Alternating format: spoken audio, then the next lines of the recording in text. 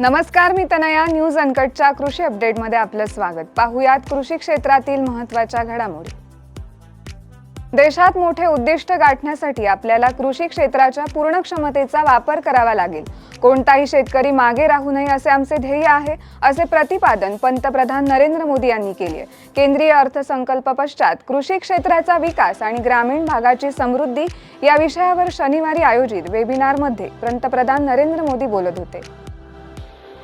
बंद पडलेली सीसीआयची म्हणजेच भारतीय कापूस महामंडळ कापूस खरेदी पुन्हा सुरू झाली असून शुक्रवारी अमरावती जिल्ह्यातील केंद्रांवर 4000 क्विंटलची आवक नोंदवण्यात आली आहे. खरेदी आणखी आठवडाभर चालण्याचा अंदाज आहे.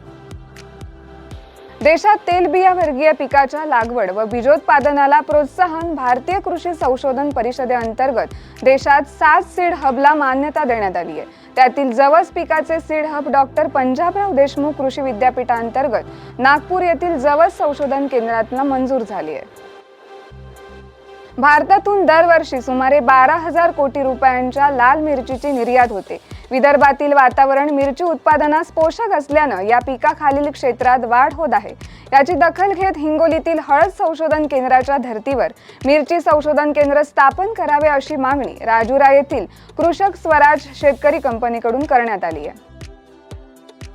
जागतिक पोल्ट्री ब्रीड उत्पादनात एव्ही ब्रॉयलर या भारतीय कंपनीनं स्वतःचं स्थान निर्माण केलंय. आफ्रिका खंडातील सेनेगल या देशातील सोरा होल्डिंग या कंपनीसोबत एव्ही ब्रॉयलरचा सामंजस्य करार नुकताच सह्याद्री फार्म्स नाशिक येथे करण्यात आलाय.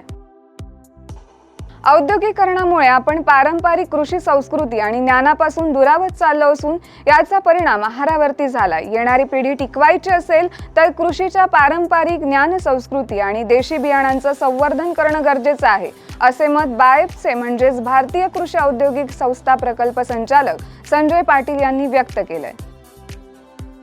सोलापूर शहरासह जिल्ह्यातील 1.5 लाख हेक्टरला उजनीचाच आधार असून जिल्ह्याची वरददायिनी असलेल्या उजनी धरणातील पाणीसाठा 29 डिसेंबर रोजी 100% होता. आता तो 60 दिवसांत 50% आल्याचं दिसतंय.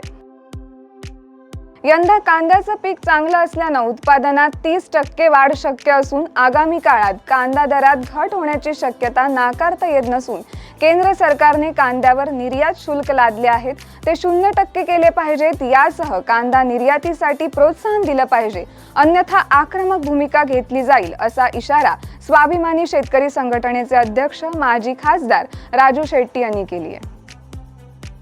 या बातमीसह वेळ झाली आहे कृषी अपडेटमध्ये इथेच थांबायची. तोपर्यंत पाहत राहा न्यूज अनकट.